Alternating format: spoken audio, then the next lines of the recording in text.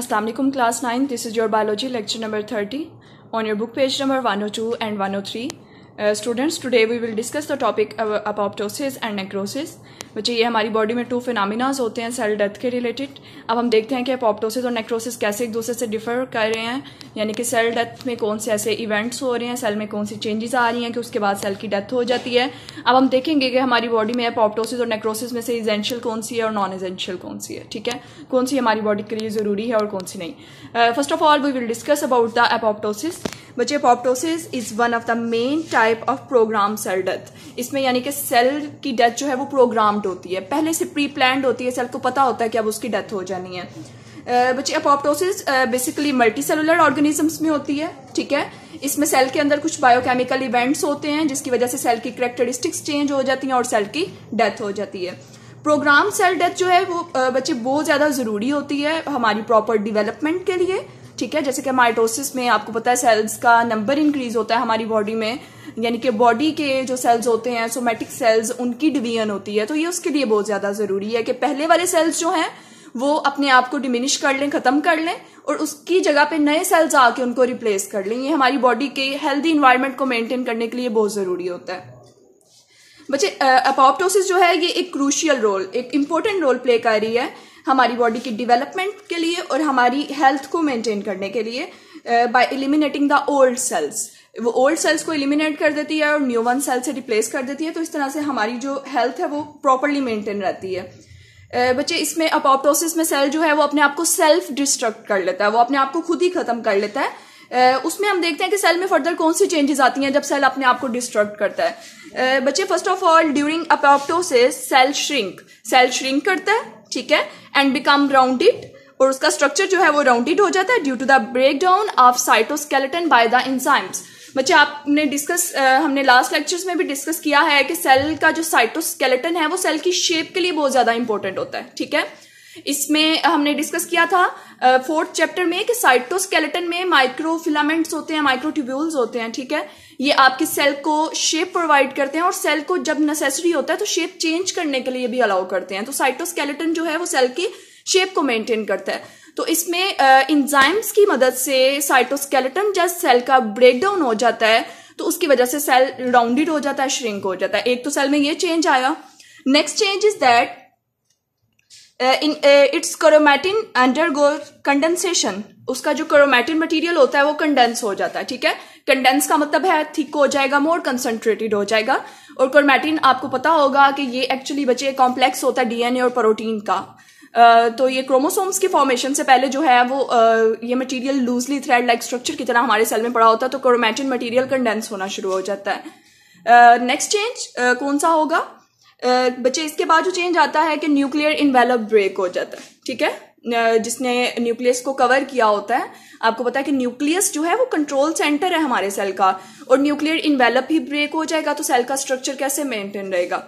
जब nuclear envelope break हो जाएगा तो सेल में क्या चेंजेस आएंगे? In this way nucleus spreads in the form of several discrete chromatin bodies. Nucleus spread हो जाएगा और वो डिस्क्रीट यानी कि सेपरेट फॉर्म में क्रोमैटिन की बॉडीज जो हैं वो बिखरी हुई पड़ी होंगी. ठीक है, क्योंकि अब सेल का जो न्यूक्लियस है, न्यूक्लियर इन्वेलप, वो ब्रेक हो गया. सेल में मौजूद जो न्यूक्लियस में हम कह सकते हैं कि जेनेटिक मटेरियल यानी कि डीएनए वगैरह होता है, तो वो सबका सब बिखर जाएगा, डिस्क्रीट हो जाएगा, सेपरेट हो जाएगा क्रोमैटिन बॉडीज की फॉर्म में. ठीक है, फर्दर चेंज जो आएगा वो ये है कि cell membrane makes the irregular buds. Cell की जो आउटर मेम्ब्रेन होती है उसकी शेप बिल्कुल डीफॉर्म होना शुरू हो जाएगी. वो इर्रेगुलर बड्स बनाना, बड्स का मतलब है आउट ग्रोथ बनना शुरू हो जाएगी वहां पे. और उन इर्रेगुलर बड्स को हम ब्लेब्स कहते हैं. ठीक है, और अगर वो ब्लेब्स ब्रेक ऑफ हो जाएं, सेल की सरफेस से अलग हो जाएं, सेपरेट हो जाएं, तो उनको हम अपॉप्टोटिक बॉडीज कहते हैं. ठीक है, और वो अपॉप्टोटिक बॉडीज जो हैं वो further phagocytosed by the other cells. तो हमारी बॉडी में जो हम कह सकते हैं कि हमारी इम्यूनिटी में सेल्स रोल प्ले कर रहे हैं, यानी कि हम ये कह सकते हैं कि सेल्स आएंगे आपकी बॉडी में वो वाले, और वो आके अपॉप्टोटिक बॉडीज को जो है ना उसको फटाफट जो है ना वो इनगल्फ कर लेंगे. फैगोसाइटोस का मतलब है उसको खा जाएंगे, अपनी सेल की बॉडी के अंदर ले जाएंगे. तो ये एक इम्पोर्टेंट प्रोसेस है जो कि सेल अपॉप्टोसिस के दौरान सेल में चेंजेस आती हैं. ऐसा क्यों होता है? ताकि सेल जो है वो डैमेज हो जाता है, सेल की स्ट्रेस कंडीशन आ जाती है, इनको हम डिस्कस करते हैं। उससे पहले मैं आपको एक चीज दिखाना चाहती हूँ, यहाँ पे पिक्चर में हमें क्लियर हो जाएगा हमारा कॉन्सेप्ट। बच्चे यहाँ पे पिक्चर में दिखाया गया है, सबसे पहले तो ये आपको सेल दिखाया गया है, ठीक है। अभी सेल में आपको सेंटर में न्यूक्लियस भी नजर आ रहा है, अभी सेल जो है वो बिल्कुल अपनी प्रॉपर शेप में प्रेजेंट है। सेकंड पिक्चर में आपको दिखाया गया है कि इसमें क्रोमैटिन कंडेंसेशन स्टार्ट हो गई है। जो क्रोमैटिन मटेरियल है वो मोर कंसंट्रेटेड, क्रोमैटिन मटेरियल आपको सेंटर में नजर आ रहा होगा, ठीक है, वो मोर कंडेंस होना शुरू हो गया, ठीक है। अब नेक्स्ट में देखें मेम्ब्रेन ब्लैबिंग, जो मैंने अभी आपको यहाँ पे बताया है कि मेम्ब्रेन जो है वो इरेगुलर बड्स बनाना शुरू कर देती है, जिसको ब्लैब्स कहते हैं। तो अब आप देखें जरा उसकी मेम्ब्रेन कैसे जो है वो उसका स्ट्रक्चर चेंज हो गया है, इसमें ब्लैब्स बनना शुरू हो गए हैं, ठीक है। न्यूक्लियर कोलैप्स यानी कि न्यूक्लियर इनवेलप इसका डिसइंटीग्रेट हो गया, ब्रेक हो गया। तो इसके बाद आप फर्दर देखें लास्ट पिक्चर में अपोप्टोटिक बॉडीज, यानी कि उसकी बॉडी में से सेल मेम्ब्रेन में से वो ब्रेक ऑफ हो रही हैं, सेपरेट होती जा रही हैं, और ये अपोप्टोटिक बॉडीज हैं। नेक्स्ट पिक्चर में मैं आपको दिखाती हूँ कि ये सारा इसका लाइफ साइकिल होता है, अपोप्टोसिस कैसे कौन कौन से इवेंट्स आते हैं सेल में। फर्स्ट पिक्चर में आपको एक नॉर्मल सेल दिखाया गया, सेकंड पिक्चर में दिखाया गया कि सेल श्रिंक कर रहा है और क्रोमैटिन जो है वो कंडेंस हो रहा है, ठीक है। क्रोमैटिन मटेरियल जो उसके अंदर है वो कंडेंस होना शुरू हो गया, मोर कंसंट्रेटेड होना शुरू हो गया। थर्ड पिक्चर में दिखाया गया कि मेम्ब्रेन में अब ब्लब्स बनना स्टार्ट हो गए हैं, ठीक है, और ऑर्गेनेलिस भी खत्म हो रही हैं, डिसइंटीग्रेट हो रही हैं। फर्दर नेक्स्ट पिक्चर में दिखाया गया न्यूक्लियस और ऑर्गेनेलिस आपस में कोलैप्स कर गई, ब्रेकडाउन हो गई, मेम्ब्रेन जो है वो ब्लब्स बनाना शुरू हो गई, तो ये अपोप्टोटिक बॉडीज बनी है, ठीक है। जो ब्लब्स सेपरेट हो जाते हैं उनको अपोप्टोटिक बॉडीज कहते हैं। अब इन अपोप्टोटिक बॉडीज को कौन इनगल्फ कर रहा है? मैक्रोफेजेस हमारी बॉडी में सेल्स हैं, ठीक है, जो फेगोसाइटोसिस के प्रोसेस के थ्रू इन अपोप्टोटिक बॉडीज को अपनी बॉडी के अंदर ले जाती हैं, and then further no inflammation occur in our body. तो ये हमारी बॉडी की हेल्दी इन्वायरमेंट को मेंटेन करने के लिए बहुत ज्यादा जरूरी है, और फर्दर हमारी बॉडी में कोई इन्फ्लेमेशन भी नहीं आती इस प्रोसेस की वजह से, ठीक है। Next point is that apoptosis can occur when a cell is damaged or undergoes stress condition। बच्चे apoptosis कब occur होती है हमारी बॉडी में? जब एक सेल डैमेज होना स्टार्ट हो जाता है, ठीक है, यानी उसका लाइफ स्पैन खत्म हो गया, उसने अपनी एक्टिविटीज अब परफॉर्म कर दी हैं, और या तो वो स्ट्रेस कंडीशन में आ गया। अब स्ट्रेस कंडीशन में एक्सट्रीम कंडीशंस आ जाती हैं, जैसे कि टेम्परेचर हाई हो जाना, कोई टॉक्सिन मटीरियल आ जाना, ठीक है, ऑक्सीजन की कमी हो जाना, तो ये कुछ स्ट्रेस कंडीशंस आती हैं, उसकी वजह से भी सेल जो है वो डिसाइड कर लेता है कि अब उसकी डेथ हो जाएगी। ये एक प्रोग्राम सेल डेथ की हम टाइप पा रहे हैं। फर्दर इसके बाद क्या हो गया? Apoptosis removes the damage cell. Apoptosis जो डैमेज हो जाते हैं सेल, जो स्ट्रेस कंडीशन में आने की वजह से डैमेज हो जाते हैं, उनको हमारी बॉडी में से रिमूव कर देता है ये वाला प्रोसेस, ठीक है। वो हमारी बॉडी में से सेल को इसलिए रिमूव कर देता है ताकि प्रिवेंट किया जा सके कि वो आपकी बॉडी में से फर्दर न्यूट्रिएंट्स ना ले, सेल जो डैमेज हो चुका है, ठीक है, वो हमारे न्यूट्रिएंट्स ना ले, या उसको इसलिए जो है वो रिमूव किया जाता है to prevent the spread of infection, कि वो आपकी बॉडी में फर्दर इन्फेक्शन कॉज ना करे। Next point is that apoptosis also give advantages during the development. तो हमारी बॉडी में जो डेवलपमेंट का रोल प्ले कर रही है ना, तो अपोप्टोसिस उसमें उसके लिए भी बहुत ज्यादा रोल प्ले करती है, उसके लिए भी जरूरी है हमारी डेवलपमेंट के लिए।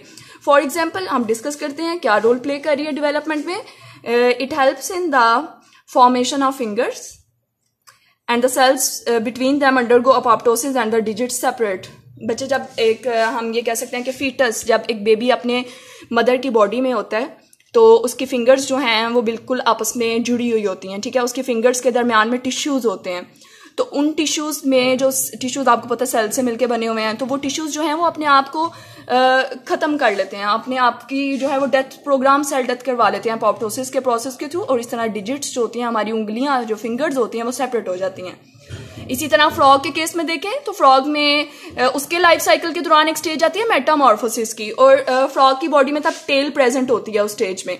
तो जब आहिस्ता आहिस्ता वो डेवलप अडल्ट बनना शुरू करता है तो उसकी टेल जो है वो डिसइंटीग्रेट खत्म हो जाती है उसी बॉडी में से, और वो भी अपोप्टोसिस के प्रोसेस के थ्रू ही होता है।